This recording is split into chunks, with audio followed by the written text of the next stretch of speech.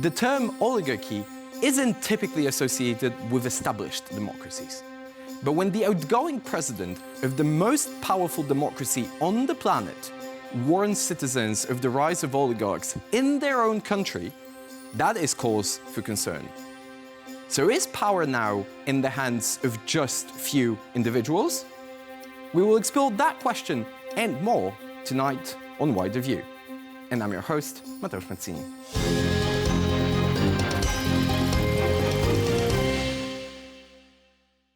Good evening. The subject of our main story tonight can be described by any of several complex terms. Oligarchy, kleptocracy, plutocracy, lack of transparency, these are just a few. Although each of them means something slightly different, they all are signs of democracy facing major structural problems. To be clear, no country is immune to this. Most states have had wealthy individuals in government or other positions of power. Nepotism or employment of family members without proper vetting and democratic legitimacy would not be a novelty either. But how are we supposed to react to one single individual, wealthier than the entire sovereign state, dictating policy for his own media platform engineered to artificially boost his exposure? While the nature of the phenomenon might indeed be as old as politics, the scale of it is unprecedented, and not just in the United States. We take a closer look at the new oligarchy in our report.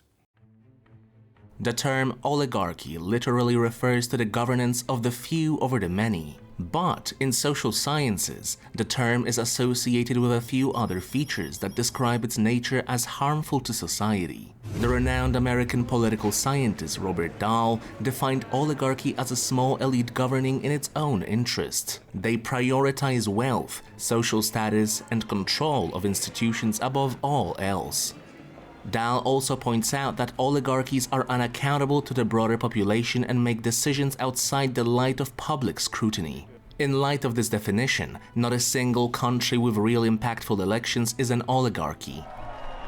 Even the United States, with several billionaires in the incoming administration, falls short of meeting all these criteria. But even there, certain elements of oligarchic structures have already taken shape. The appointment of Elon Musk to a position that does not require congressional approval sparked widespread controversy. The scope of his duties remains murky, but he will clearly be very influential in the new government. Other tech billionaires have also begun to court favor with Trump. Some, including Mark Zuckerberg and Sam Altman, donated large sums to Trump's inauguration fund. The new president has made no secret of the fact that he expects total obedience from them. Yeah, well, I watched their news conference, and I thought it was a very good news conference. I think they've come a long way. Meta, Facebook, I think they've come a long way. I watched it. The man was very impressive. I watched it on Fox. I'm not allowed to say that. Say it? Do you think he's directly responding to the threats that you have made to him in the past? Probably. Yeah, probably. Donald Trump already floated the idea of abandoning democracy, suggesting that Americans might never have to vote again. From a factual standpoint, he might not yet be presiding over an autocracy. But there is a considerable risk that under his governance, the US will move in that direction. How far is the United States really from becoming an autocracy? Is our word, our media, our institutions equipped with tools necessary to deal with oligarchs of global reach? When talking about oligarchies, there's usually more to it than meets the eye. That's why tonight we invited an expert who really knows how to navigate these waters. And I'm pleased to say, joining me is Casey Michel from the Human Rights Foundation in Washington, D.C. Casey, good evening and welcome to Wider View. Thank you for having me. And Casey, I'm going to begin with a subject that I would actually prefer, I guess, to avoid. Now, I'm not particularly eager to talk about Elon Musk. Frankly, I believe he's given way too much attention than necessary. So let's get it out of the way immediately. Pictured on the screen, we see right now the most recent cover of the New Yorker magazine, a pretty self-explanatory one, I guess, with Elon Musk and Donald Trump sort of getting the swearing in together. Now, we know who got sworn in as the President of the United States in Washington on Monday, the 20th of January, but who really, effectively, in your opinion, will run things in Washington? Well, that is certainly an open question at this point. I think it's worth backing up for a moment and examining this from a little bit more historic perspective. Obviously, the last 24 hours since Donald Trump was sworn in have seen a whole flurry of developments in Washington, but I do think it is worth reminding everyone that we have not only never seen a president like Donald Trump before, someone who comes from the private sector, someone who is a billionaire himself, and of course, someone who has as many private sector interests as he does. But in Trump's second term, we have never seen a relationship with these oligarchic figures as we are now seeing underneath Donald Trump's brand new administration. Even though there have been close relationships between American presidents and American businessmen in the past, most notoriously in America's so-called Gilded Age, we have never seen anything like the rise of a figure like Elon Musk. We have never seen the open avenues for influence. We have never seen the deep pockets that he presents to Donald Trump. Of course, we've never seen anything like a figure owning a social media platform like Twitter. I know we'll talk about this later in the conversation, but we've never seen a figure who has as many foreign interests as well in places like China and Russia. This is all completely unprecedented. It's too early to say exactly what it means for the United States of America, but it is certainly moving in an extremely concerning direction. You're sort of anticipating my next question because I wanted to play the devil's advocate here for purposes of an intellectual exercise and actually ask you, how much is this a deviation from the American presidential tradition? We have had levels of nepotism before. Even in Trump 1.0, we had a person like Jared Kushner, big mandate, no democratic legitimacy, highest security clearance. We have had wealthy people in positions of power, even in the White House, LBJ, JFK, those were very wealthy individuals. Where is the difference right now then? Well, you're exactly right that we have seen elements of this kind of leadership and certainly this inner circle now taking root in Trump's administration before. Again, in terms of nepotism, you could go back to the days of even President Jimmy Carter, who just passed away, but whose family took full advantage of his role in the presidency to open up avenues of foreign influence and enrich themselves.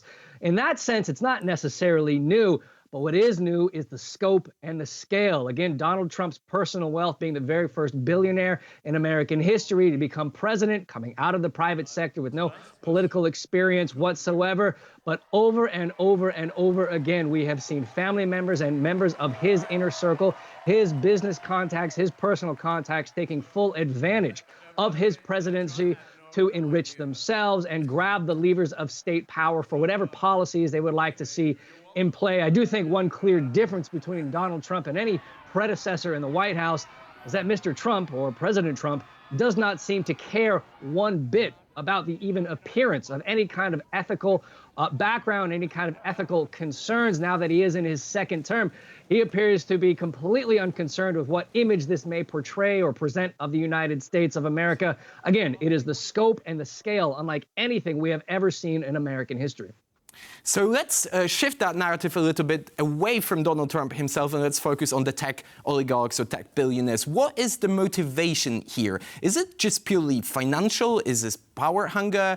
Is it messianic tendencies that we often see on display, especially in the case of Elon Musk? Or is it something else entirely that we're yet to grasp or we fail to see? Well, I think for the figures that we're going to be talking about today, the Elon Musks, the Mark Zuckerbergs, the Jeff Bezoses, and on, it's difficult to figure out where the lines between a desire for money, a desire for power, and pure ego at the end of the day, or messianism as the term you just used, it's difficult to identify where those lines actually exist, if those lines even exist in the first place. I think it's worth remembering in the United States of America, because of a number of Supreme Court decisions over the past 20 years or so, the deepest pocketed billionaires and corporations have the most outsized political influence and the greatest means of access to power in the United States, all of which is to say money in the United States now does equate power. And of course, for these individuals, these increasingly oligarchic figures, it is that pursuit of both money and power that is motivating them. And of course, with a figure like Donald Trump, who, as I mentioned a moment ago, doesn't appear to have any concerns with ethical guardrails, let alone what this actually does for American policy, either domestic or foreign. This is all a terrible mixture for making the rich richer, more wealthy, and more powerful in the process. And I frankly don't know where this is going to end up. So, frankly, power now equals money, money equals power, and those realms are pretty much merging into one. So, building on what you just said, now I'm going to do something slightly different. Before I ask my question, I'm going to let President Joe Biden introduce it. I want to warn the country of some things that give me great concern. This is a dangerous concentration, and that's a dangerous concentration of power in the hands of a very few ultra-wealthy people. The dangerous consequences if their abuse of power is left unchecked. Today, an oligarchy is taking shape in America of extreme wealth, power, and influence that literally threatens our entire democracy, our basic rights and freedoms, and a fair shot for everyone to get ahead. Those are pretty staggering remarks from the outgoing president from the most powerful democracy on the planet, even taking into consideration everything we are both painfully aware of and what we've just been discussing tonight. Do you share President Biden's sentiment?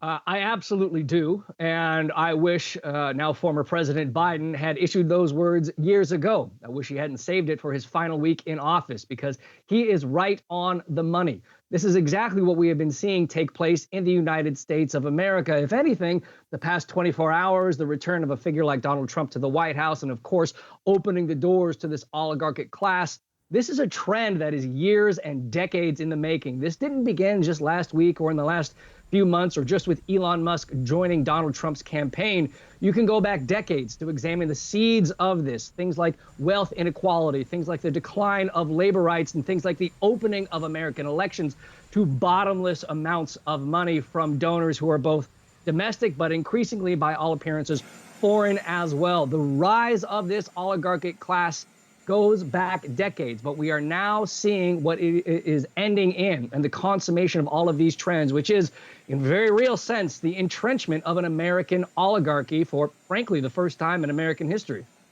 So, Casey, the term right on the money is pretty funny in the context of what we're discussing right now. So let's actually talk about those people who are quite literally right on the money. Let's talk tangible, hard political consequences, because there's one thing we are all here in Europe trying to square. On the one hand, the incoming administration of Donald Trump 2.0 will be the administration with the largest number of billionaires and multimillionaires in the history of the United States. And we see some of them right now on the screen, and those are very powerful people with a lot of wealth. It's not just Elon Musk, not just Donald Trump himself, who's now tripling, quadrupling his personal wealth through cryptocurrencies, but those are also the likes of Vivek Ramaswamy, Dr. Oz, some of the members or people directly related to Trump himself and Trump family. That is very much unprecedented. But on the other hand, this was meant to be, and correct me if I'm wrong, the administration of the common man, the administration of the blue-collar worker, the administration of nullifying inequality and fighting the elites in Washington. How do you square that, and how do voters, especially the MAGA voters, can make sense of that?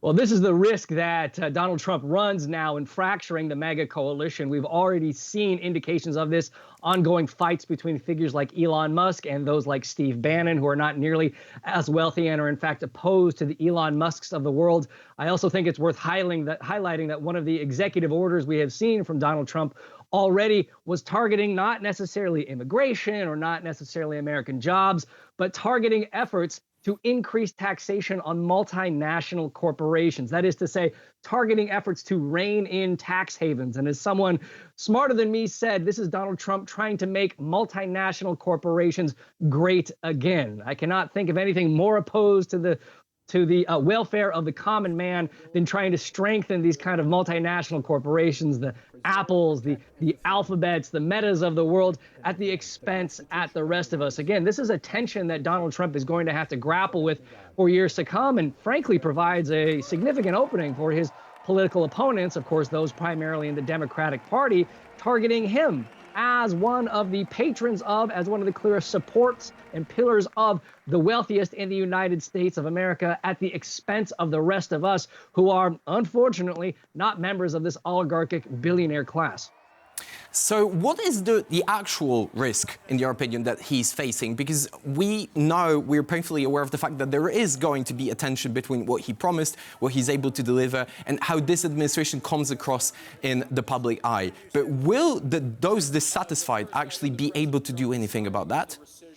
Well, that is certainly the billion-dollar question. If we take a figure like Elon Musk, who is, if anything, perhaps even as or not, if not more famous than Donald Trump himself, and certainly has a bigger platform in terms of owning a social media platform like X. Frankly, Donald Trump is a little bit hemmed in by what he can or cannot do, can or cannot say, that goes against Elon Musk's interests, because Elon Musk, as the wealthiest man on the face of the planet, if he does have a falling out with Donald Trump, he has significant resources to aim against the Trump White House and the Trump administration. And of course, this is the risk that any oligarchic nation, any oligarchic governance structure faces. We saw this in Russia in the 1990s, and we have certainly seen this elsewhere, that the centers of political power are actually doing the bidding of those oligarchic businessmen, of those oligarchic figures, rather than the other way around. Now, that won't necessarily last forever. Again, we saw with Vladimir Putin the ability to use the state to target these oligarchic figures, but we're not there yet right here in the United States of America. And Donald Trump has certainly made something of a deal with the devil as it pertains to his relationships with these new American oligarchs. So, Casey, I want to follow up on that, because that really seems to be the nucleus of the problem right now. On the one hand, we do have interests of very powerful people, very powerful oligarchs, and on the other hand, there is national security concern. There are issues concerning the economy or safety of Americans, and I think that's best exemplified by the chaos over the TikTok reversal, the reversal of the ban. How do you think this is going to develop? Because on the one hand, we had President Trump, who promised to be very hawkish on China and built, frankly, an image of being very anti-Chinese in his or during his campaign. But now he's floating the idea of maybe removing the ban altogether, or actually allowing TikTok to function smoothly as it was in the United States, precisely because TikTok, as it turns out, is very popular with his own electoral base. Whose interest is he going to serve? So again, a billion, if not trillion-dollar question. Big numbers, very big numbers again.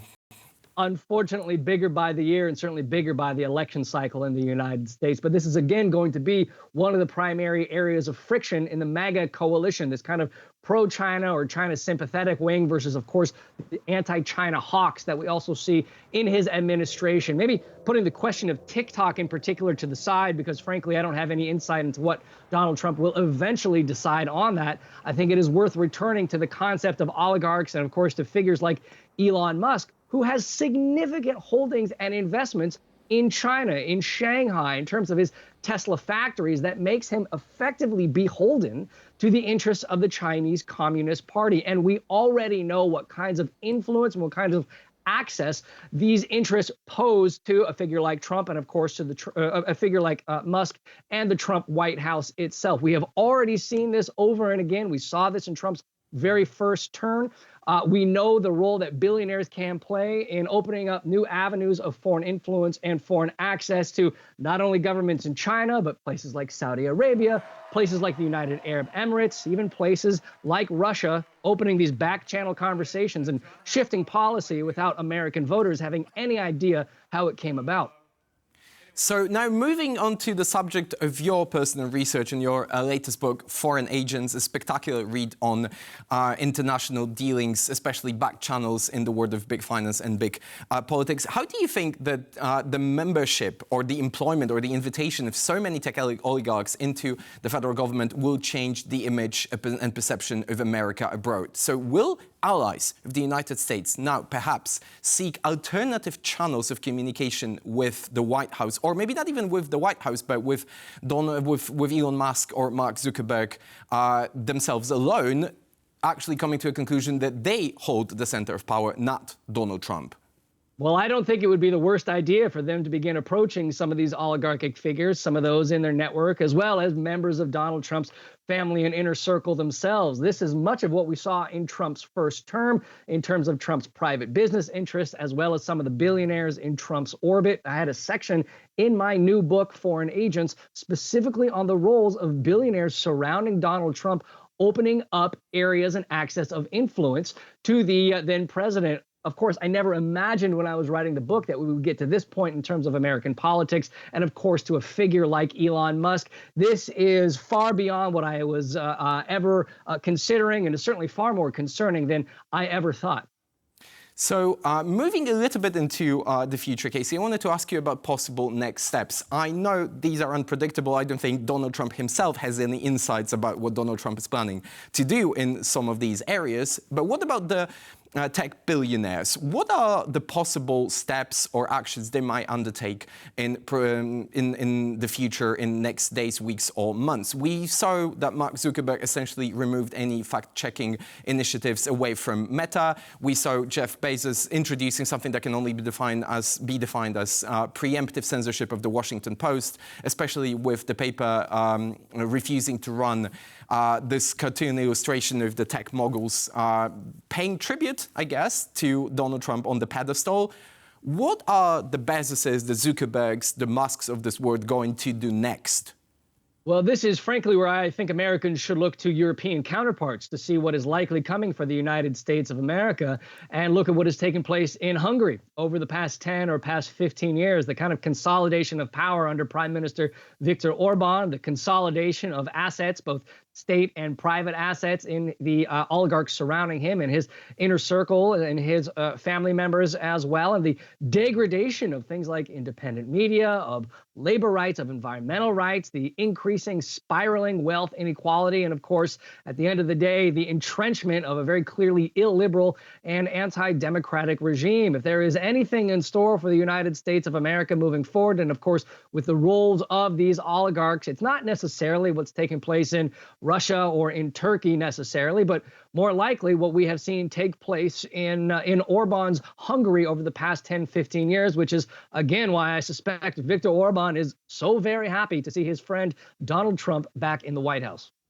Well, what happened in Hungary over the last years is a total power grab and control of the state. So I guess if Donald Trump wants to go down this way, this alley, he knows where to find the blueprint. But since your job title, Casey, is literally about fighting these kinds of phenomena, give us some hope. What can be done to fight the influence of the oligarchs in the United States right now, especially taking into consideration that both houses of Congress, the presidency, and even to a large extent the Supreme Court are controlled by Trump and his allies? Well, frankly, for better or worse in the United States of America, the way to make significant and especially bipartisan progress on anything is to include a national security component. And this is maybe the beauty and the curse of the rise of these oligarchic figures and figures like Elon Musk, as well as Zuckerberg and Bezos and the others, because they have significant entrenched interests, not just in American politics, but with officials in places like Beijing, in places like Riyadh, in places like Dubai, and increasingly in places like Moscow as well, that open up themselves to extreme criticism for the kind of roles and threats they are presenting to not only American foreign policy writ large, but especially American national security. I suspect moving forward, if there is ever a fall from grace from these kinds of oligarchic figures, it will be in that space. Now, of course, there are plenty of other policies to continue pursuing: transparency in the shell company sector, capping political donations in terms of American politics, and of course, prosecuting those that are more than willing to take foreign money to run in American campaigns. These are all specific policy proposals themselves, but making sure to highlight the fact that these American billionaires, these American oligarchs, they may have American citizenship, and of course, they may be close to President Trump himself, but that does not mean that they are American patriots whatsoever. And again, this is one of the fracture lines I am going to be watching for moving forward. A message of hope from Washington, D.C. The less light there is on politicians and oligarchs, the more important these kinds of conversations are. Casey Michel, Human Rights Foundation, Washington, D.C. was our guest tonight. Thank you. Thank you. Now, this is where we usually conclude our broadcast, with few lines of witty, thought-provoking commentary from myself. But tonight, we're going to do something completely different. I'm going to delegate my power and privilege of talking to you to someone way wiser than myself. I'm going to read out a quote that summarizes every single thing we have just heard. Businessmen became politicians and were acclaimed as statesmen, while statesmen were taken seriously only if they talked the language of successful businessmen. That is a quotation from a book called The Origins of Totalitarianism by Hannah Arendt. Make of that what you want, but these are truly interesting inasmuch as dangerous times. Thank you for being with us tonight. Next week, we will take you to arguably the least explored place on the planet, as we try to uncover the secrets of North Korea. Make sure you're with us next Wednesday, and have a good evening.